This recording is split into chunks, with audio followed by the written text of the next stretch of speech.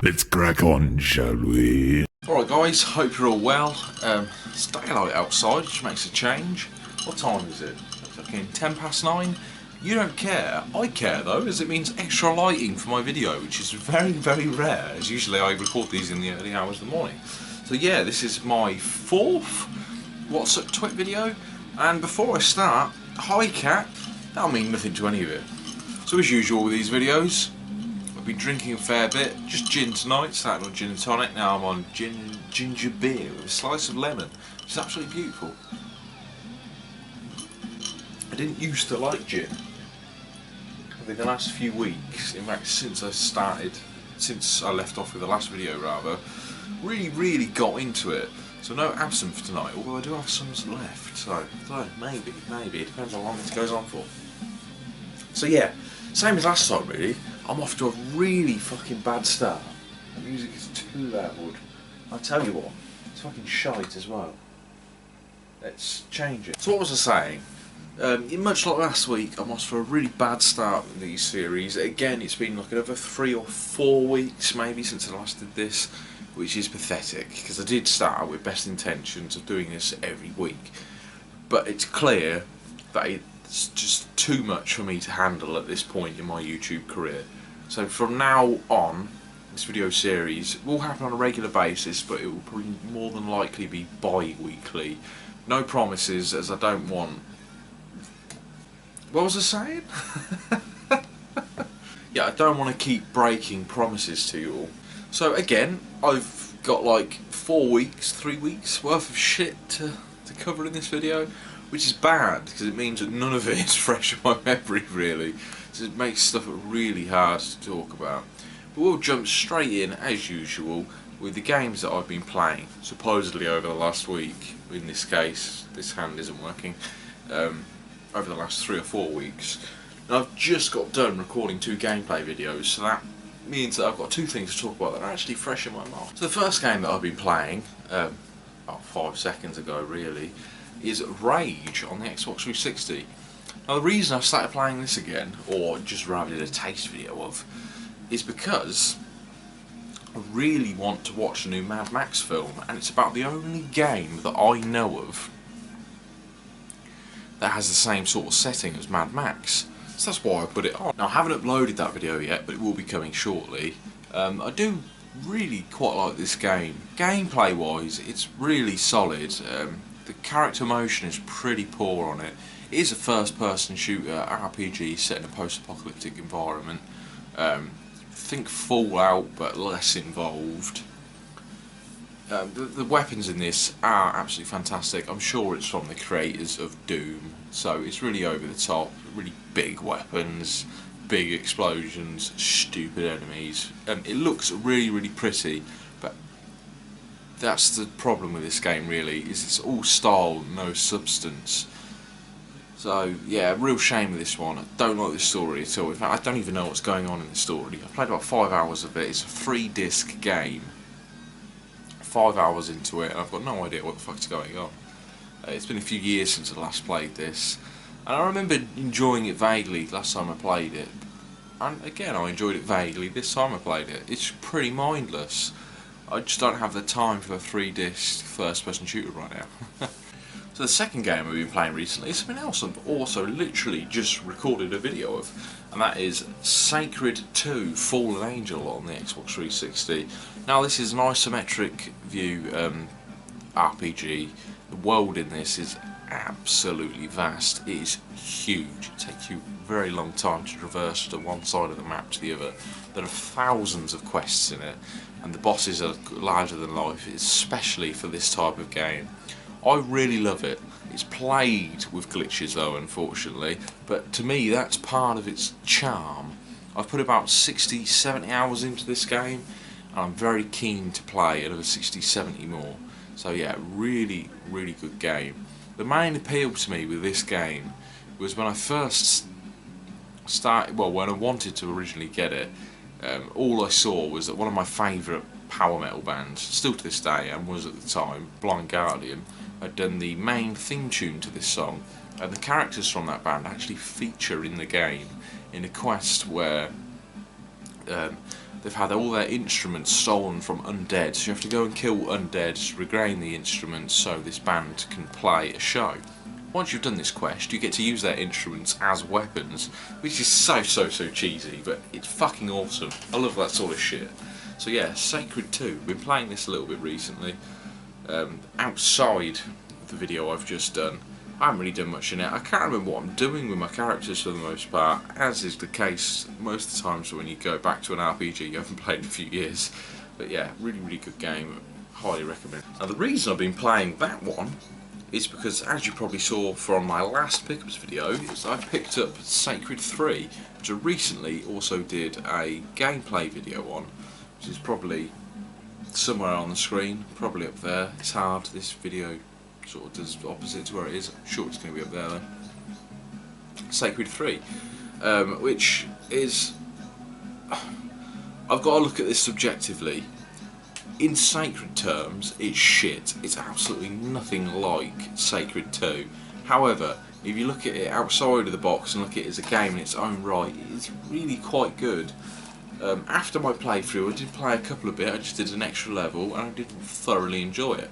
It's supposed to be another isometric view RPG game, but it's more of like a level-based isometric view game. You get no armour drops, no weapon drops. There is an experience points functionality in it, but it's really dumbed down. The game itself plays a lot like Tomb Raider, Guardians of Light. The isometric Tomb Raider game, either way. It's 4-player co-op. I've yet to play it on co-op, but you know what? For what it is, I enjoy it. It's really mindless. It looks stunning as well. A lot of enemies on screen at a time. It's the shame that they took the series so far away from what they got it to with Sacred 2. Drink time, and no balloons this time, guys. That was a one-time only thing, I think. You've no idea how long they lingered around my flat, and fucking hell, it took me ages to get around to actually popping them. Next game I've been playing within the last 3 weeks or so is a recent pickup actually, so I'm sort of loath to talk about it, as I will be talking about it on my next pickups video, but that is Dragon Ball Xenoverse, or Dragon Ball 15 Xenoverse. Now, I didn't really give this enough time to form a true opinion of it, so it feels a little bit wrong for me to be talking about it the way I'm going to talk about it, right? But the idea in this game is you play as a self-created character who's sort of like a time traveller, and you go back to major events of the cartoon series and you've got to change history. Well, there's a new god demon sort of thing that's trying to change history, and you've got to prevent him from doing so. It's a really nice concept. The main issue I've got with this game is that the combat itself is really heavily dumbed down. There's not a lot going on, there's no combos really. If you want to pull off a super move, you just literally hold the right trigger and press a button. It's really mindless, and that's not a good thing when it comes to this sort of game. If it played a lot more like Tenkaichi or Budokai, I'd be very happy. Now, where I stand on Dragon Ball as a whole is I fucking love the series. I don't understand how they keep producing bad Dragon Ball games, because there's so much there for them to work off. All they've got to do is like give it a Street Fighter system and they're fucking sitting on gold, or make it an action adventure RPG where you create your own character. Gold. I don't know why they keep doing what they're doing to this shit. Well, then we're on to the PC games that I've been playing recently. I haven't been playing many retro games recently just because not a lot of them are set up properly, and I just can't be asked to climb behind my TV and sort of set up cables. I've got a real hankering to play Mega Drive again, so perhaps in the next video you'll see some Mega Drive games. However, now it's just 360 and PC. So again, I've done a gameplay video, or a taste video, on all of the games I'm about to talk about. So the first game that I'm going to talk about, very briefly, is a game called Rack. I got this on Steam, logo's probably there, it's my thing now, it's what I do. It's just a first person shooter in a cel-shaded style. It looks stunning, but again, like most things, it's all style, no substance, and this game plays really fucking badly, as you can probably see from the gameplay video. And it's such a shame, because the style that they have put into it is so nice. Think 13, Really good looking game. I think it's a futuristic 13. If you haven't played 13, go play it now, immediately. It's just such a shame that these indie guys make a lot of effort into making sure their art style is really nice, and they don't put enough substance into the game. The guns aren't very nice to use. The controls are really fucking sketchy. Like, you can either have extreme sensitivity or none at all. It might be because I'm playing with a controller and it's designed to be played with a keyboard and mouse, but you know what, I'm a controller guy. So yeah, really disappointed with that title. Was quite looking forward to playing that. Next, I was playing a game, which again, gameplay video. Probably a clip of it somewhere. You might have already seen it, you might not have. My gameplay videos don't really get a lot of views. Doesn't matter, beyond the point. Game called Teeny or Tiny Barbarian. I've got a sort of gap in my mind where I'm not sure how to pronounce teeny or tiny. Is that tiny or is it teeny? I've got no idea. Either way, you play as a very small barbarian. It's an indie game in an 8-bit style, so it's very pretentious. A lot of people might not like it for that reason. However, it is done incredibly well. It's not over the top difficult like Ghouls and Goblins or anything like that. It's just a really easygoing, like, platformer 2D side scroller.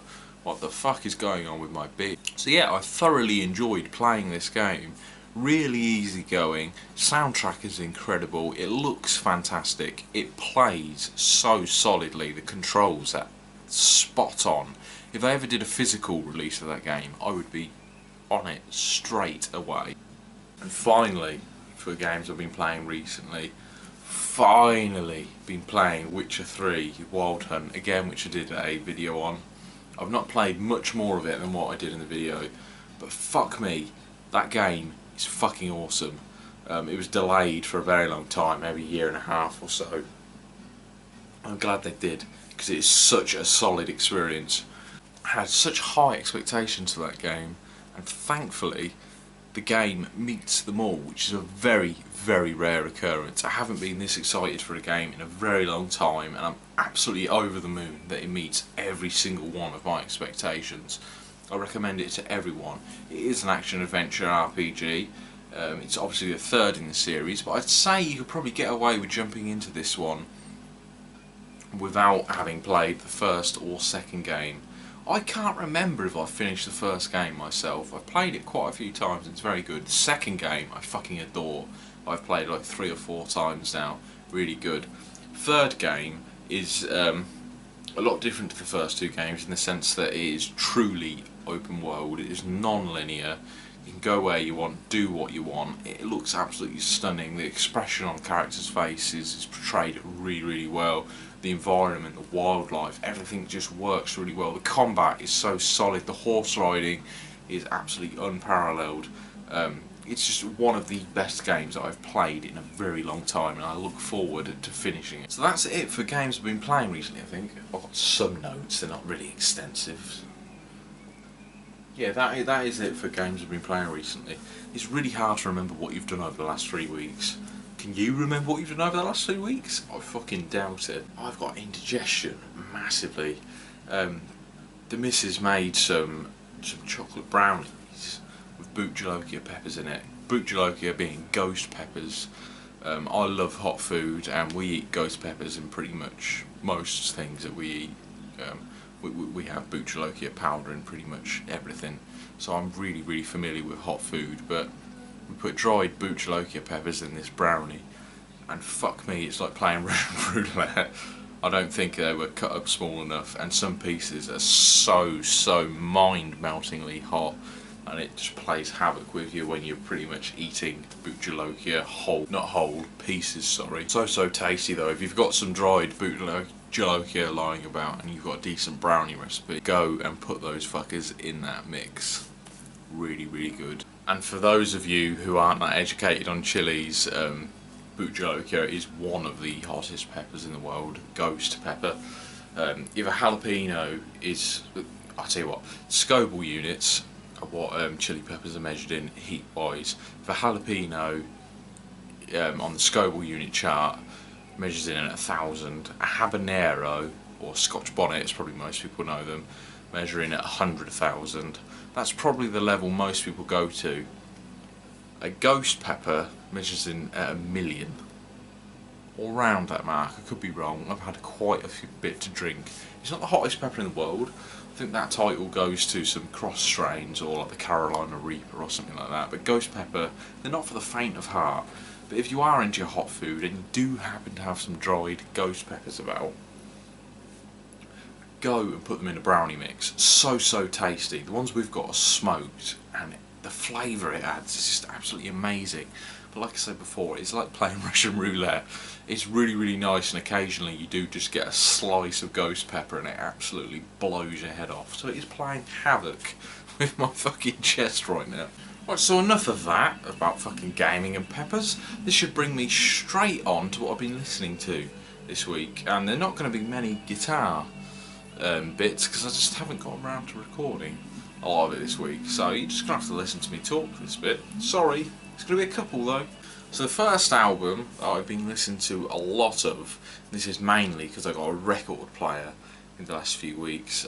Been meaning to get a record player for a long time. It's only a cheap thing, GPO brand, literally costs like 40 quid from Argus, but you know what, it does the trick at the moment. I will get a better one later down the line. Hooking it up to external speakers, so it's not a problem. But so I've been listening to a lot of the first album that I bought on vinyl, which you have seen on my channel before, which is Ian Anthony Lucasen's Lost in the New Reel.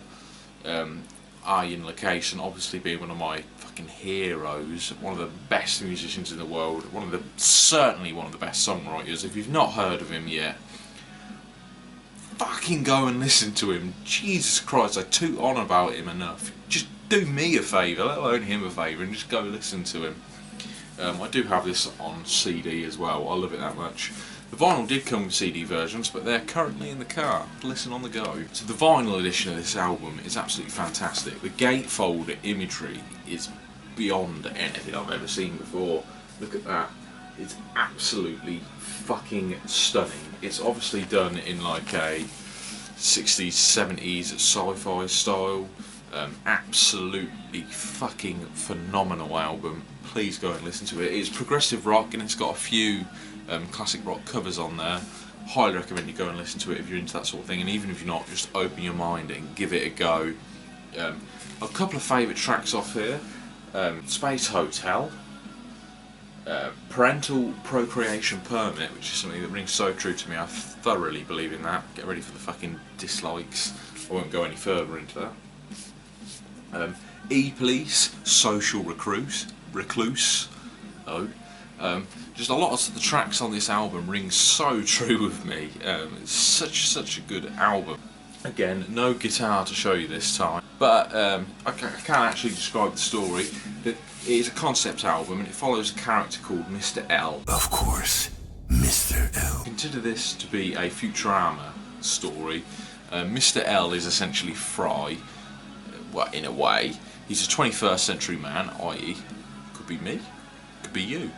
You're a 21st century guy or girl. You've got a terminal disease, so you're cryogenically frozen, and you're resurrected in the distant future. In this distant future, Mr. L wakes up in a time where his disease can be cured. You are as good as new. Which is great, right? However, the time where he wakes up, he's unsure what's actually real and what's not. Technology has surpassed that much from where we are today that he doesn't know what's real. When Mr. L is awoken, he is given a personal advisor whose name is Voigtkampf. My name is Voigtkampf. I am your hard-headed shrink. I think that's how he pronounced it. Sorry, it is a European thing, so the names are a bit weird. Who's actually voiced by Richter Hauer. I think that's how you pronounce it again, who is the villain in Blade Runner and also the guy who does the voiceover for the Lurpak. Cooks, venture forth with new Lurpak Cooks range.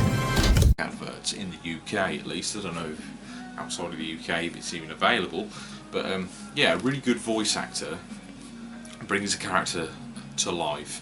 So Mr. L is given this advisor, and the advisor helps him emotionally adapt to this new world, which is also known as the New Reel, hence the title.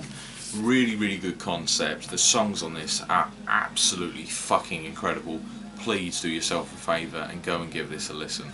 Now, following along with themes of the games that I've been playing this week, i.e. Sacred, and also Witcher falls into this line, I've been listening to Blind Guardian, which are a symphonic power metal band in the later albums. They used to be like thrash power metal, so it is pretty heavy stuff.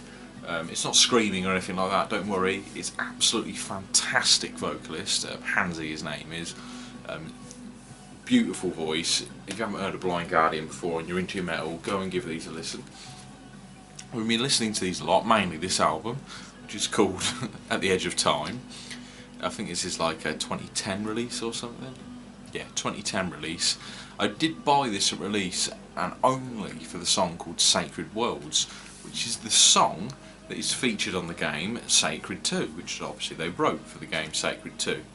I sort of rinsed that song and didn't really give the album that much of a chance, so I've been revisiting it recently and listening to the rest of the album, and it is a really, really good album. I didn't think too much of it at the time, but I only listened to it once, but I've listened to it a few times now, and it is absolutely fantastic. If you're into your metal and you're into fantasy themes, give it a go. Favourite track is obviously Sacred Worlds. There's also a track on here called War of Thrones, which is based on Game of Thrones. It's basically based on the Night's Watch and Bran's story. If you're a fan of Game of Thrones, definitely give that track a listen to. There's also got a track on here called Wheel of Time, which is obviously based on the hugely successful fantasy novels called The Wheel of Time. Is that Robin Hobb? I'm not sure. I've not read it myself, but the song is great. It's something I do mean to get around to reading at some point. Really good album. The CD is actually really good as well. Nice fold. It's a double album, and it opens up fucking miles away, but it has a pop-up bit. How cool is that? How many albums do you know of that have a fucking pop-up book in them? Yeah, brilliant album. Highly recommend you go listen to it. I really love the solo to Sacred Worlds. Give it a listen yourself. Here's me butchering it.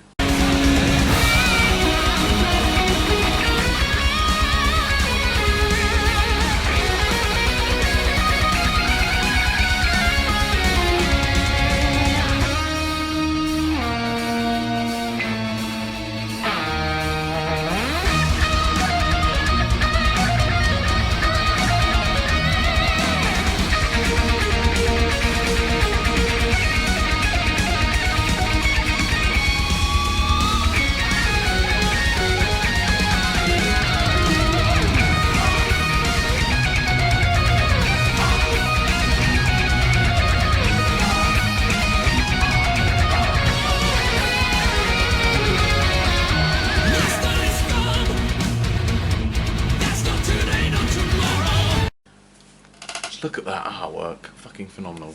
Yeah, cheesy fantasy stuff, power symphonic metal, really, really good. Go give it a listen if you haven't listened to it before. I've been really enjoying this recently. I do prefer Blind Guardian's older stuff, which is heavily based on Lord of the Rings for the most part. It's a little bit thrashier, but yeah, I much prefer their older stuff, I have to say. They've got a track called Mirror Mirror, and that song gets me pumped up every time. It's still a good album, and I still fucking love them as a symphonic band. I just prefer their old. And finally, over the last few weeks, I've been listening to a lot of this album, which is ironic because I've got my playlist on random, and one of the songs from this album is currently on. I don't know if you can hear it, but it is on, I guarantee. Now, that album is Steve Vai, Sex and Religion. Now, this is an absolutely fucking amazing album. It's rock, it's metally. Well, it's not really metally, it is fucking progressive rock, really. Loads of guitar wank on it, obviously being Steve Vai, who is one of the greatest guitarists of all time, but it also features a vocalist known as Devin Townsend from Strapping Young Lad, and obviously the Devin Townsend projects. I've spoken about him on my channel before. He's obviously known for the Ziltoid and stuff like that. He's an absolutely phenomenal vocalist, and this is one of his first outings in the Steve Vai band. Vocal wise, it's absolutely fucking fantastic. Guitar's fantastic, and I'm sure Terry Bozzio, I think his name is, does drums on this, who's one of the best drummers in the world. He's on this album. Does a really, really great job. This is a solid album.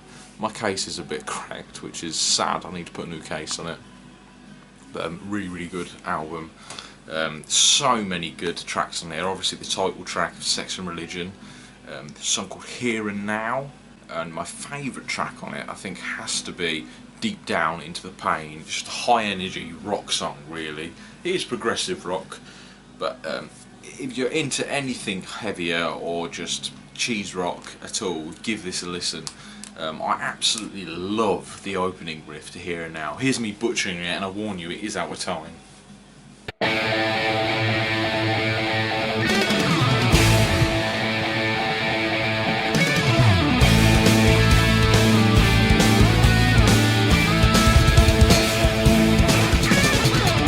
Fantastic album, please go and give it a listen. Steve Vai, Sex and Religion. Just finished my drink, which isn't good, I need to go get another one. Right, I'm back and my drink has been replenished. You can guess what I'm drinking, that's right, absinthe. There we go. Strong stuff, very, very strong stuff. I've watered it down this time with an ice cube, so I'm drinking it the proper way. And it's still going to go to my head, and drinking it on top of gin, probably not the smartest move in the world. Really getting used to this stuff. If you've not had it before, it blows your head off and it essentially just tastes like aniseed. Really, really nice.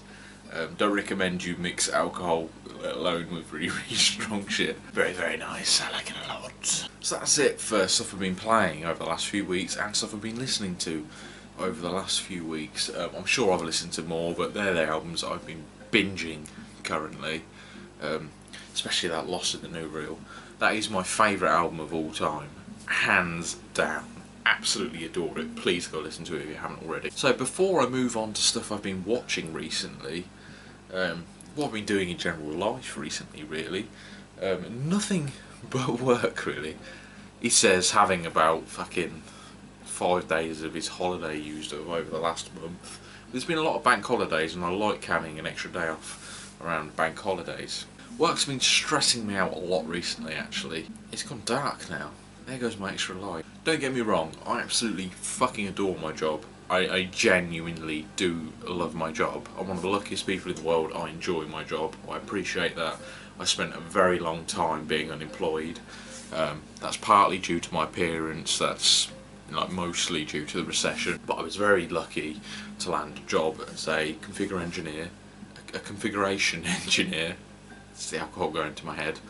Which is computer engineer, and I'm also a laser engraving technician. So that's a little bit of IT, a little bit of configuration engineer, which involves building servers, Macs, PCs, configuring software, involves a lot of imaging. That's mainly what I do. I won't tell you the company I work for, but heavily computer driven. I absolutely adore it. I get to tinker with PCs all day long, and I get to do laser engraving. I mainly engrave the back of iPads and they look great. I wasn't expecting to ever get into a job which included graphic design. It's not really a career I went after, I just accidentally landed this job and I'm forever grateful for it. However, I have to deal with a lot of salespeople in my job, which means I do spend like 30% of the time on the phone and talking over emails, and salespeople, I really am sorry if you're a salesperson, I'm sure you're a lovely person at home, but at work, you're a fucking cunt. You are a dick and you have zero appreciation for anybody else around you. And these sales guys are just getting in my head recently, big time, and I seem to be losing my nerve every time I speak to one. They don't care what you do, they just care that it gets done so they can fucking get their figures. Anyway, enough about work. Essentially, I've been very stressed at work recently and I need to learn to cool down, and I'm sure I will. It's just a phase. As I said, I love my job, but that's something I need to get over pretty swiftly as well. Oh, mixing alcohol's never good. Tastes good though. Right, so on to stuff I've been watching recently, I suppose. God, falling asleep there. Sorry, I hope I'm not boring you, I'm certainly boring me. Straight away going to jump in with something I watched last night, as there's quite a lot to get through here, and I'm really bad at talking about stuff I've watched. It's mainly because I'm overly conscious about spoiling things. I'm just pretty shit at speaking in general, I think. But I watched the very first episode of Falling Skies last night, which is obviously a massive sci-fi hit. I'm not sure it was written by, but it's definitely directed by Steven Spielberg. So it's a TV science fiction series, mainly based around an alien invasion. It's the most I know about it. I've been looking to watch it for quite some time. The trailers make it look semi-appealing, even though I hate Mr. Explosion himself, Mr. Lack of Substance himself, Mr. Steven Spielberg. I'm not a fan of his films in general. Probably being overly unfair on him there, but fuck it. Watched the first episode, wasn't overly impressed. Can't say I'm probably going to be watching another episode again. I know it's a little bit unfair to sort of dismiss a series straight away on episode 1, but there's just a lot of plot holes in it that I can't really get around. I watched it with the missus as well, and she thought worse of it than I did. So the idea was that the Earth has been attacked by these aliens, and you don't know why or when or how long ago this is, but it's based in a state in America, which again is unfamiliar territory to me, but around 100 to 1,000 people are sort of gathered together, and they're trying to survive daily life and move forward, and they've got troops that are seeking out these aliens in order to clear the area so they've got somewhere to live. But there's so many unrealistic concepts and stuff going on in this series straight away from episode 1 that I don't like. The main character I like is he's not your typical army commando. He's a university lecturer on history, I believe, which I liked, until he got overly concerned with his family. I believe his wife's dead and he's got 4 boys, 3 of which are with him, one of which has been captured by the aliens, and he just gets over emotional about the entire situation and can't make rational decisions, and this really, really winds me up, as in a situation like that it really is a matter of life or death. And call me cold-hearted, but you come first. I'm sorry, I don't know how to explain this, but you've got to look out for yourself and your 3 boys. Forget the guy that's been captured. If you ever get to get him back, if the opportunity comes, go for it. But stop crying like a bitch about it, for fuck's sake. So other than that science fiction monstrosity, which is a massive shame, I've obviously been watching Game of Thrones since last time. I can't remember what episode I was on last time, maybe 3. We're on episode 6 now, episode 7 airing soon, and without ruining anything, I'm still highly disappointed. It's taken a completely different direction to what the books have taken it in. There was supposed to be a massive shock factor at the end of episode 6, and it completely fell flat with me. I may be the only one here, but I was expecting that to happen. It appears that TV viewers weren't expecting that, and I think you have to be a fucking idiot not to expect that. Yeah, completely fell flat with me. Very disappointed with where the series is heading. I would go as far to say as the writing on the season isn't that great as well, which is a massive shame. Don't get me wrong, I'm a massive Game of Thrones fan. I fucking adore the books, but the TV series, now that they're going out with George R.R. Martin territory, is sort of going down the pan, and it's a massive shame. Call me a book purist. I never thought I'd say that. Right, next TV series is something that I never would have watched hadn't it been for me watching Life on Mars and absolutely adoring it. And that is a TV series called Mad Dogs, which features 2 of the main cast from Life on Mars, which the guy that played Sam Tyler, I can't remember his name, and the guy that played Gene Hunt. 2 fantastic actors, and they work really, really well together. And it also includes 2 of the guys. I don't know who they are. They did very well. The idea in this story is it's sort of like a psychological thriller drama. Such. It was a Sky One programme. There's 4 seasons, although there's technically 3. Each season contains 4 episodes at 45 minutes long, except for season 4, which contains 2. So season 4 is pretty much a follow-up season, sort of leaving where the characters headed off. So the idea is that this a group of 5 friends, like college friends. They're all in their 40s now, and they meet up every year to go on holiday. The 5th friend, we'll call him, is wildly successful, has managed to become essentially a millionaire, and has scored a villa in Spain. 4 friends visit his villa. They have fun, they have a really good time, and then the 5th friend gets killed. So that's the first episode. And the rest of the series sort of revolves around that, and these 4 friends get caught up in a world of sort of like drug lords, crime, and just end up finding themselves in every bad situation physically possible in the most British of ways. It is a typical story of 4 Brit guys abroad. They're completely out their depth, they make wrong decisions all the time, and it's just really, really well done. This is coming from a guy who hates drug-related television or anything. I don't get on with your sort of mafia gangster environment. I don't get on with drugs. I'm not a druggie or anything like that. It doesn't really appeal to me. But this series is done really, really well. If you fancy that, you could destroy this season in a night. To be honest, if you're up for it, maybe like 10 hours. Give it a go. It's well worth a binge watch. Highly recommend it. I watched it on Sky. It's not called Go, is it? Now TV. And I will be buying the Blu-ray box set as soon as I've got some cash to support it. Highly recommended, that one. Now the next thing I watched over the last 3 weeks is, I'm not sure if it's a pilot episode to a TV series or if it's a film. I think it's coined as a film, however the way it ends leads on like a TV series. It's commissioned by Fox, and I believe they are taking it to a TV series now, which is fucking A, because it was really, really good, bar some really subpar acting. But the story was that good, you can sort of let it off. So it's a science fiction Netflix exclusive. Sorry to everyone who doesn't have Netflix, I'm sure it'll appear on a DVD release at some point in time. It's called Parallels. Now, the story follows exactly what's implied in the title. It's based around a brother and sister who grew up in a dysfunctional family. They've got a dad who is barely there for any of their lives, and their mum who died. So this is based in their 20s, when they've moved on, they've gone through their childhood, and their dad is completely gone away. They've not seen their dad in a while, and suddenly both of them receive mail out of the blue to go and meet their dad at said location. They go to said location. It's essentially an abandoned building. They enter the building. There's nothing there. It's just loads of graffiti on the walls. All the graffiti says stuff like World 1, no chocolate. World 3, we fucked up.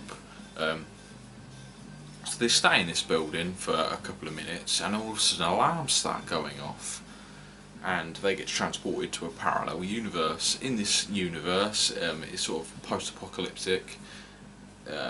Somewhere along the line, their world got completely bombed and everything's gone to shit. Either way, I'm telling you way too much of the story now. I don't want to do any spoilers whatsoever. I'll leave it there for the story. But the idea is that this building is sort of a gateway to parallel worlds, and this building takes you to a different parallel world every 36 hours. And if you don't go back to that building in 36 hours, you can miss your chance to go back to the next parallel world. It's a really, really solid concept for a TV series. It is a sort of a movie. It's like an hour and 10 minutes long. The acting is subpar. In this film pilot episode, they go to a post-apocalyptic world and a futuristic world, so you've got to sort of get a taste of what's to offer in a future potential series, and it's done incredibly well. If you're into science fiction and parallel worlds, I highly recommend you give Parallels a try. On Netflix, it actually has a 1-star review.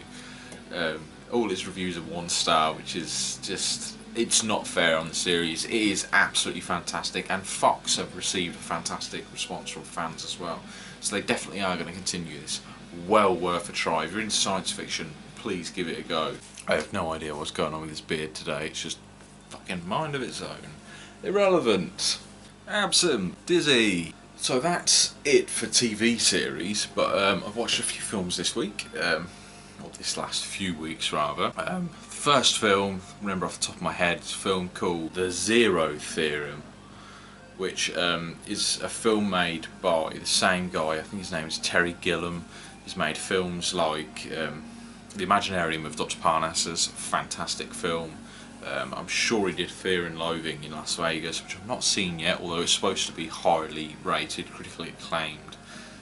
Massive film, obviously starring Johnny Depp, amongst other films that are sort of whacked out, crazy idea films, well out there. So I thought this film would be way up my street. It's called The Zero Theorem. It's based around a character who's called Cohen Leth, I think his name is. He's a computer programmer or computer hacker. He's a hypochondriac. He's a little bit fucking wacky in the head. It's based in the very distant future. It's futuristic. I love this setting, by the way. And his daily job is to crunch entities.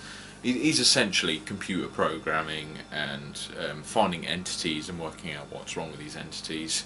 That seems to be like the casual everyday job in this. He's a hypochondriac though. He refers to himself as we instead of I. That should sort of give you an idea of how fucked up in the head he actually is. The idea behind this guy is that he received a phone call one day and they were going to tell him the meaning of life, but the sort of phone cut out, so he never got to hear the end of it. So he spends his life waiting for this phone call. So he blags he's got every sort of illness and disease under the sun in order to get out of work, and so he's continually trying to get an interview with management. Eventually he does get an interview with management, and they assign him to be a home worker to work on an entity called the Zero Theorem, hence the title of the film. Now this Zero Theorem is essentially, without ruining too much of this terrible film, I did not like it by the way, the theorem that proves that life is pointless. It's absolutely fucking meaningless, and this theorem sends you fucking crazy as you're trying to discover it, because the numbers just don't crunch right. They don't want to go together. No matter what you do, they just will not combine. They will not come to the right equation. So Cohen goes a little bit fucking crazy, and nothing happens from there on out. You find all that information out about the first 15 minutes of the film, and from there on out nothing happens, and it comes to supposedly a big reveal, which is something they'd already revealed in the first 15 minutes. Really, really disappointing film. Visually, during the first 15 minutes, it's really well done. He goes outside and explores a little bit at the edge of the outskirts of a town. It looks a lot like The Fifth Element, I guess, and maybe the futuristic elements in Cloud Atlas. It looks really nice, but unfortunately most of the film is based in a run-down, abandoned church, so there's nothing visually appealing about it. The entire time I was watching it, just waiting for something to happen. Incredibly disappointing film. I expected much more from this Terry Gilliam bloke. Okay, so moving on from one bad film onto another, and I know I'm going to get slated for this one.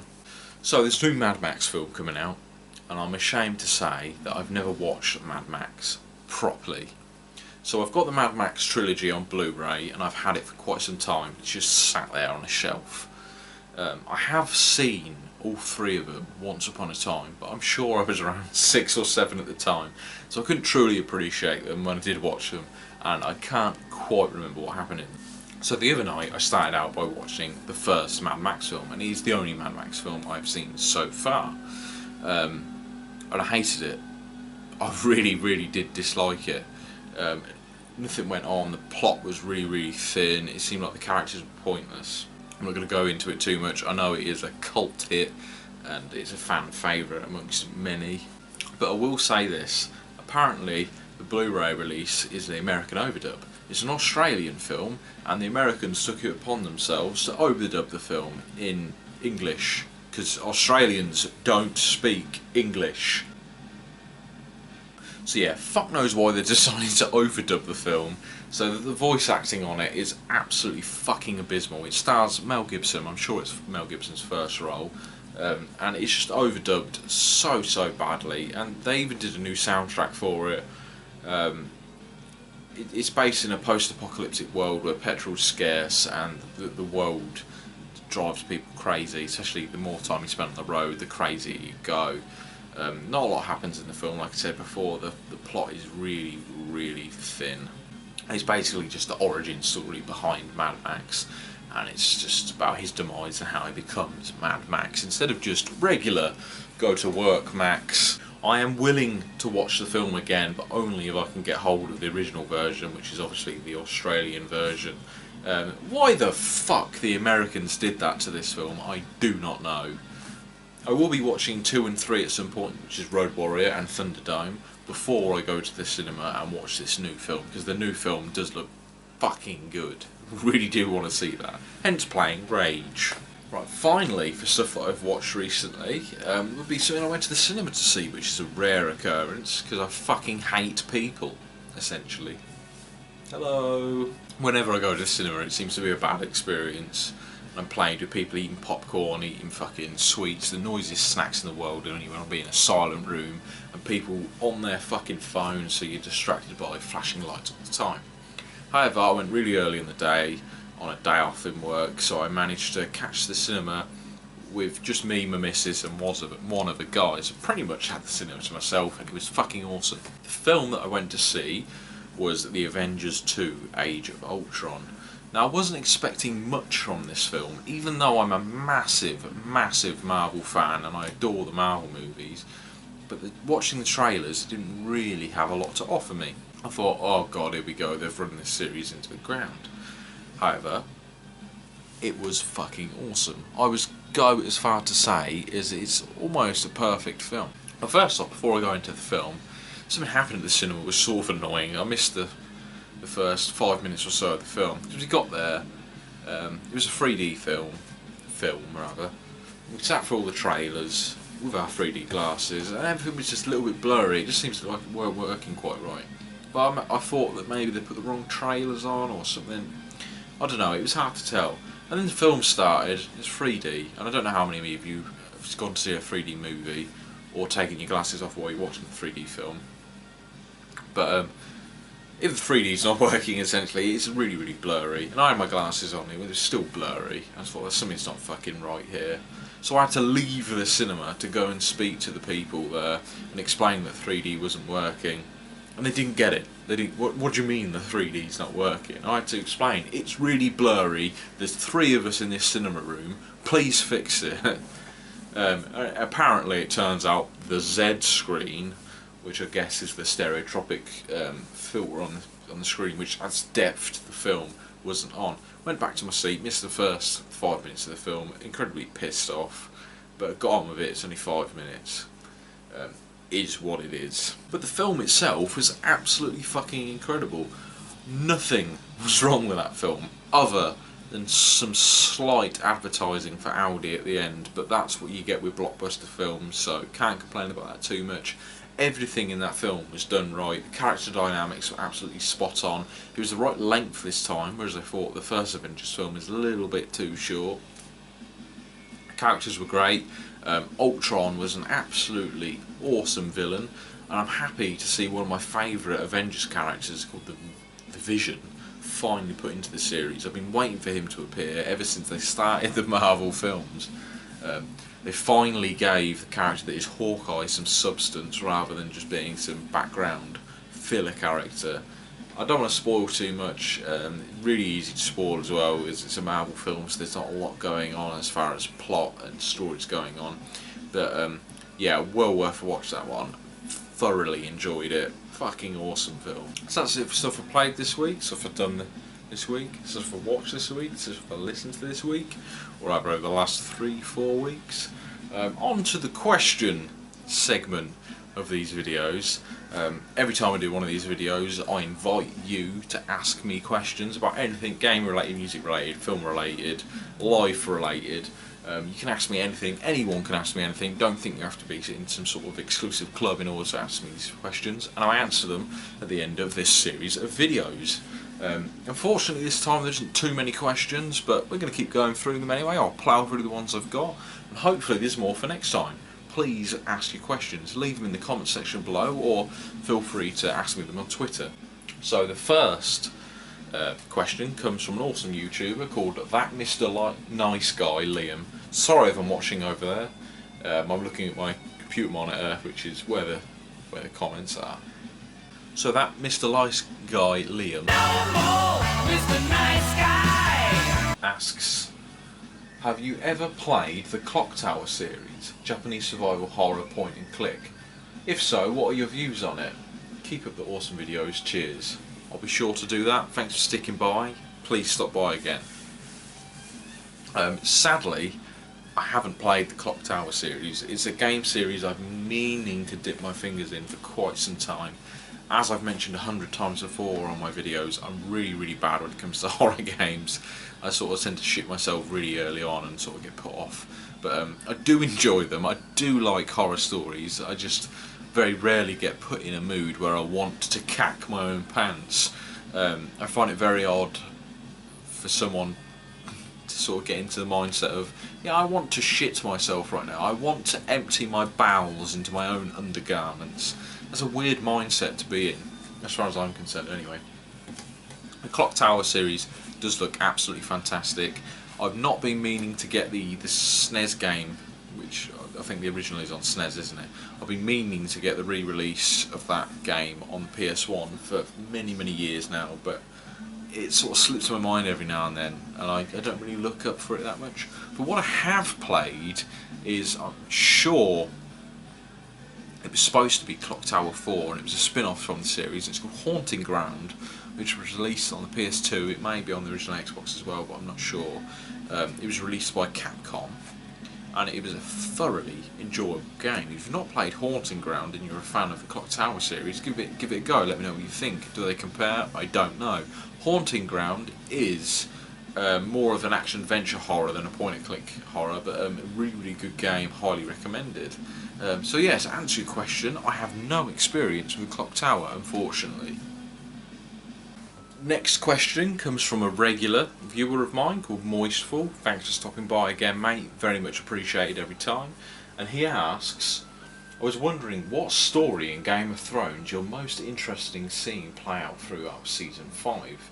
For me, I'm interested in seeing what happens between Tyrion and Daenerys.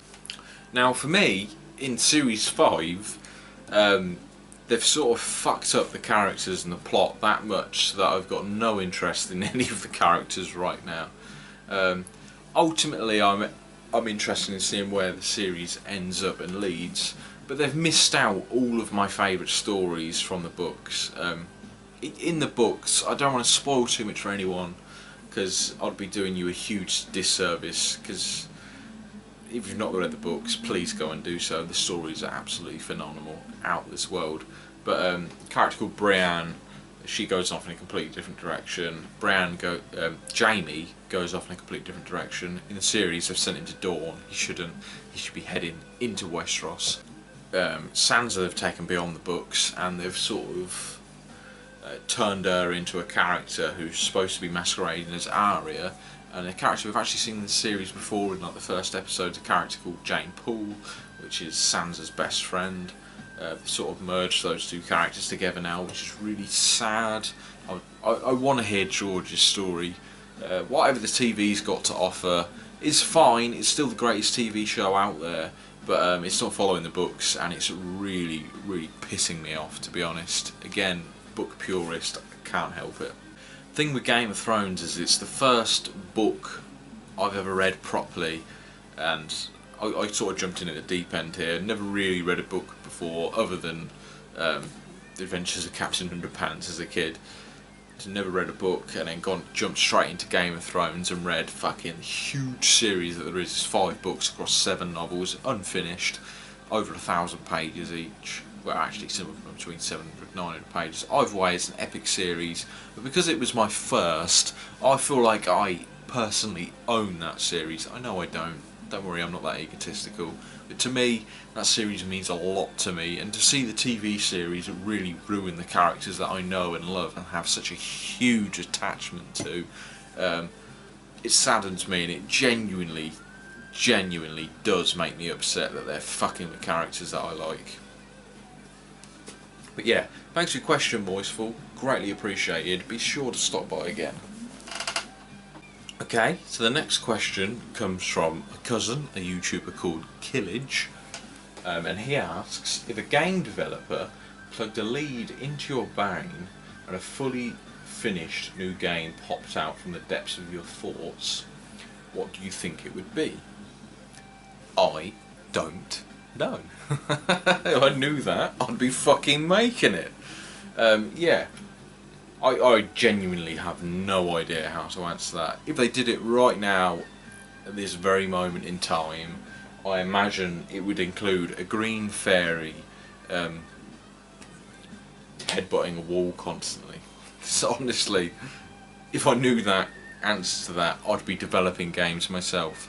And I just poured absinthe inside a cut on my hand, and fuck me, that stings a treat. Don't recommend you do that. But yeah, thanks for the question, mate, but that is just way too hard for me to answer. I'm not that creative as far as things go. And again, it is the reason I do not create games. But yeah, thanks for the question, keep it up. Right, next question is a really simple question, probably not aimed at answering in the video, but I'm going to answer it anyway because it may be confusing a few other people, especially a few other foreigners, those that aren't English. A guy called Sondosoft says, excuse my ignorance, as I'm not from England, but when you say Mrs., do you mean your girlfriend, right?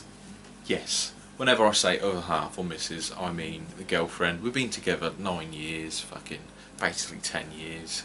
I don't like calling her my girlfriend because it just sort of diminishes what she actually is to me. Absolutely adore her. Gonna leave that there. Yeah, so yeah, when I say Mrs, I do mean girlfriend. Thanks Sondosoft, stop by again. Much appreciate it. And it's really nice to know that people from outside of England are watching my videos, especially those whose English isn't their first language. Greatly appreciated. Really nice to know that. Next question comes from Nitwick35, again, who's left a comment, a question on every one of these videos I've done so far. He's always stopped by my videos. I'm pretty sure he's been there since the beginning, and I really appreciate him for stopping by, so thank you very much, Nick. Appreciate your persistence with my crappy videos. So the question that he asks is, what is the absolute worst game you've played on the Xbox 360? I would love to know. There's a few contenders for that, but the main worst appalling game that I've ever played on the Xbox 360 has to go to Leisure Suit Larry Box Office Bust, which is a massive shame because I love the original Leisure Suit Larry series. When it was a 2D series of games, it was great. The humour was fantastic. Adolescent, yes, but you know, I was a child at the time, so it appealed to me. The animation was great in it, the story was great, the gameplay was great. Then they bought out Leisure Suit Larry Magna Cum Laude on the original Xbox, which was okay, 3D game, gameplay was pretty poor, but it was still pretty humorous. Again, I was in my early teens at the time that came out, so it was sort of pretty funny. When they announced the Box Office Bust for the Xbox 360, I jumped on it. I was really looking forward to that game. I thought, yes, finally, a game of pure humour on the Xbox 360. Can't wait to play this. Usually the games are really easy going. This, however, was not. The humour was shit in it. I don't know if that was because I was more matured at the time or because they were trying too hard, I don't know. My main pitfall with the game is that it didn't work. They basically designed it like a 3D adventure platformer game, and the controls were so pitiful, like LB or RB is supposed to make your character run. It only worked about 40% of the time, so you sat there trying to fucking make your character run over and over again. I promise you this was not an issue with my controller. I tried it with numerous controllers. The character just did not run. Consistent glitches, and this is even into the game's lifespan, where you get trophies you're supposed to collect throughout the game, or there's missions where you've got to run along rooftops. Fine, yeah, run along a rooftop, jump to the next. Sounds simple enough. Game reality anyway, maybe not in real life. But you'd just be walking along the rooftop, and then all of a sudden your character would just fly off the building onto the floor and die, and you have to start the mission over and over again. And this is a consistent glitch. This isn't something that would happen every now and then, a freak occurrence. This would happen all of the time. So disappointed with that game, and it is definitely my #1 contender for worst Xbox 360 game. Don't play it unless you want to be pulling your hair out, and in my case that's a dreadful thing to be doing. So yeah, thanks very much, mate, for your question, very much appreciated. Next set of questions comes from a YouTuber called Sniper, which again, he's left questions on every one of my videos so far. He's very much a regular to my videos. Thank you very much for watching, and thank you very much for stopping with me. He's got 4 questions. We're going to dive straight in. He asks, I'm a big Fable fan, and I know you are too. Damn fucking straight I am. What do you think about the new free-to-play Fable Legends? Personally, I would much rather a Fable 4. I agree with you, I would much rather a Fable 4. However, that doesn't mean that I'm not excited for the new Fable Legends. For those of you who don't know, it's going to be a free-to-play game on Windows 10. Awesome operating system, by the way. I have used it and have been using it for quite a while now. And Xbox One. It looks like a fun game. I would rather have that than no Fable at all, put it that way. Fable 4 would be brilliant, but I really like the idea of a co-op, a 4-player co-op Fable experience, which isn't Fable Heroes, which again was a good game. Moving on swiftly. Second question is, what are some games that you've bought simply for gamerscore that were so bad that you couldn't play them? Mine would be Ratatouille, Meet the Robinsons, and Pimp My Ride. Right, now I'd be a liar if I said that I didn't try for gamerscore in the past, but I've never really bought a game just for gamerscore. At the time where I was buying bad games as such, I was going for a full Xbox 360 game collection. So the reason in buying those games was to aid the collection rather than gamerscore. That being said, there are some games which are supposed to have an easy gamerscore which have been absolutely pitiful. Truth or Lies, for one, a game which you play with the Xbox 360 microphone. A game, it's supposed to be a quiz game that you play in a group of friends or in a party environment where it asks you questions and it sort of figures out whether you're lying or telling the truth. It's absolutely bollocks, it doesn't work, and it was actually really hard to get all the game score on that game. I'm sad to say that I did actually sit through and do it.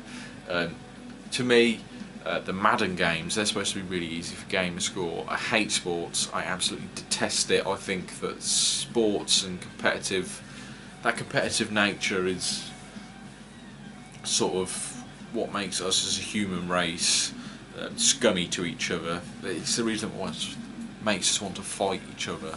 It's not a good place to be. But the Madden games, they were so bad I couldn't play them. And one of them I only got 360 out of the 1,000 gamer score, even though it was really easy to get the rest. I just didn't care for it at all. Terminator Salvation, that's another one, really easy gamer score. I did get 1,000 on it on the end, but really bad game. I don't know what they were thinking when they made that. They had a good concept there, a good basis for a decent game, but they just made it so shite. Question 3 is still on the topic of gamer score. What games did you buy just for gamer score that you actually enjoyed? Mine would be Megamind, Surf's Up, and Cloudy with a Chance of Meatballs. Funny you should say that, because that's 3 games there that I have never owned. So games that are supposedly easy gamer score that I've actually enjoyed. That is genuinely a tough question. Okay, so Viva Pinata, that would be one. Supposedly a really easy gamer score, although you do have to put about 50 hours into the game. Pretty mindless though. A game by Rare in which you care for creatures called pinatas. You basically invite these creatures into your garden and you have to build your garden to meet the requirements of new species to live within it. Really nice game. And it's a beautiful concept as well. I love it. Absolutely adored that game, even though it's supposed to be there for easy game score. I'm sure they didn't make it for easy game score, but really nice game. That being said, I haven't actually got 1,000 gamer score on it. I do mean to go and do it at some point in time, when I can be asked mainly. That is actually about the only game I can think of that's supposed to be easy gamer score that I've thoroughly enjoyed. There are probably others, but I can't think of them off the top of my head. Question 4, the sniper asks, is if you could personally witness anything in history, what would it be and why? Good question. Gonna need some time to think about that properly, but off the top of my head it would probably be the conception of the universe as a whole. It'd be amazing to actually know, like, concretely what happened and just to witness it. It just would have been such a beautiful event. Other events I would love to have witnessed would be the conception of fire. What went through their head when that was happening. Imagine it, just all this energy just combusting in front of you. It must have been fucking fantastic to witness. I would have loved to have witnessed Da Vinci doing his conceptions for flying machines. Would have loved to have met Da Vinci, actually, clearly a very intelligent. On a more personal note, I would have loved to have gone to one of Jason Becker's concerts or gigs. One of the best guitarists in the world, unfortunately claimed way too early with ALS, so he can no longer play guitar. Absolutely fantastic musician. The work he did on his solo projects and with his band or other shred duo, Cacophony, absolutely fantastic work. Would have loved to have been there at one of his shows to fully appreciate how he played the instrument. Again, I would need time to really think about this question to give a solid answer, and I just don't have that time at the moment, sorry mate, but there's a few examples anyway. Thanks very much for your questions, Sniper, very much appreciated. Right, so next set of questions is from Pete Snestastic himself. Again, I've praised him to hell and back a million times, fantastic YouTuber, go check him out please if you haven't already, chances are you have. He asked 4 questions, his first question being, what is your problem with Tom Cruise, the finest actor of a generation? Yes, I do believe he is, love Tom's work. If you didn't watch the last video I did, I said that I watched Edge of Tomorrow, I believe, and that I really didn't like Tom Cruise. I don't have a single problem with him as such, it's just he's a very, in my eyes, a one-dimensional actor. All he does is play Tom Cruise. He doesn't play a character, he's just Tom Cruise.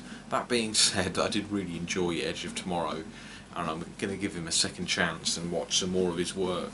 But in my eyes, it's just incredibly overrated, and I hate having a name shoved down your throat constantly just because they're overrated. There are a million better actors out there in my eyes. Everyone to their own though. Right, second question, I'm not swearing at you, it just happens to be the way I'm facing. That's better, that's much more me. And he simply asks, Lacuna Coil or Nightwish when Tarja was the front woman? For those of you who don't know, both bands are symphonic metal European bands, metal bands which are female fronted. Now for me it's going to have to be Lacuna Coil, mainly because the only song that I truly love by Nightwish is Dead Boy's Poem. Absolutely fantastic song, but Lacuna Coil I could probably listen to quite a bit. I've not given them much of a chance. I have listened to a few of their albums and they're a pretty good band, but neither of the two bands are really any of my favourites. I don't listen to them as much as I should. I need to give them both a better chance, but Lacuna Coil are a heavier band and just much more up my alley than Nightwish, other than Dead Boy's Poem, which I do adore that song. Question 3, he says, what games are you looking forward to playing this year? Now if I'd answered this a week ago, it would have been Witcher 3, which I just, I was so much anticipation for that game, and I'm so glad that it followed through. I didn't think I was looking forward to anything else, but as I said perhaps earlier or in a different video, I can't remember, I'm actually looking forward to the Mad Max release. It's probably going to be disappointment, so I'm trying not to get my hopes up too much about it, but I watched a trailer for that game and it does really look good. The Mad Max universe have got a lot of potential for, and I really do look forward to seeing how they play out. I hope it's not just a movie type. Second game I'm looking forward to will be a game called Yooka-Laylee, which I imagine most of you know about by now. It's going to be from the developers of Banjo-Kazooie, and it's basically Banjo-Kazooie rehashed. It's based around a lizard and a bat this time, I believe, instead of whatever the fuck Banjo is and whatever the fuck Kazooie is. It looks like everything that Banjo-Kazooie was and more. Looks like a really back to its roots platformer. Really look forward to giving that. Although that being said, I don't know if that's going to be out this year, so that might have been relevant to this question. So at the moment, Mad Max is probably the only thing I'm looking forward to playing this year. As most of you know, I'm pretty much done with next gen, unless it comes out on PC. I'm not really interested. I do want to get a Wii U, but my funds are so low, I can't see it happening anytime soon. There are loads of games that are already out that I do want to play this year, such as Bayonetta 2 and Super Smash Bros. but I can't see it happening. So yeah, Mad Max, that's probably the one I'm looking forward to playing this year. The final question that Pete Synestastic asks, do you or have you considered collecting vinyl? If you do, can we have a vinyl collection vid please? Yes, I have considered this, and as you've probably seen with my teaser video recently, I will be doing vinyl collection videos soon. Until recently I only had the one vinyl, just lost in the new reel. I recently bought a cheap record player, as I explained earlier in the video. I have about 10, 12, possibly 15 vinyl records to show in my first pickup video. I'm just waiting for one more record to come in the post before I do my video, but I'm absolutely loving the format.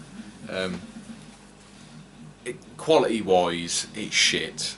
Let's be honest, it doesn't compare to CD quality at all, but I love the experience of putting a vinyl on. I love feeling the artwork, reading the lyric sheet. I love just sitting there and watching the vinyl spin.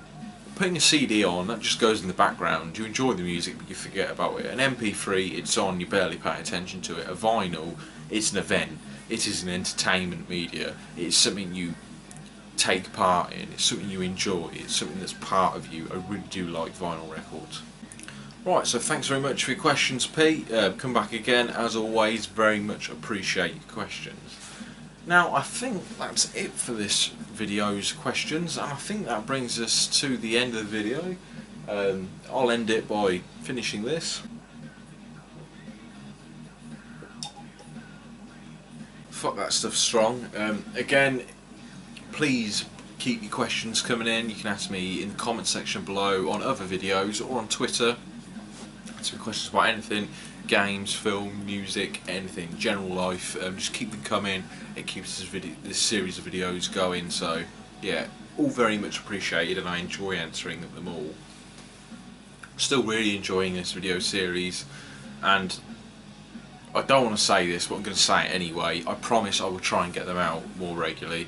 The next one definitely won't be 3-4 weeks time, 2 weeks max. I really truly do want to do this as a weekly series, but at the moment I see it more realistically being a bi-weekly thing. Eventually I will get into the swing of doing it, but you know, as you do know, I did have a year's break from YouTube not that long ago, and I'm still very much getting into the swing of talking on camera again and making regular appearances. For the time being, what you've got to look forward to this week is a new games pickup video, which you may have seen glimpses behind me. I think my chair's covering the titles at the moment, which I want to keep that way. It's actually my shoulder, not my chair. Vinyl pickup video should be coming this week as well. A couple of gameplay videos. I know they don't get a lot of views, and I don't blame you, to be honest, because I'm shit at talking about stuff. And there's a few guitar videos coming up as well, and I've been promising that for a few weeks now, but I'm so critical when it comes to my own playing. I'm paranoid about posting stuff up there which is subpar, which is why I enjoy doing this video as well, because it gives me a chance to play guitar and not give a shit about how well I'm playing. So yeah, thanks very much for everyone that's watched this, and thank you all for your questions. Please do keep them coming. Again, it's not an exclusive club, anybody can ask them. Fill your boots. Anyway, cheers guys, enjoy, see you soon.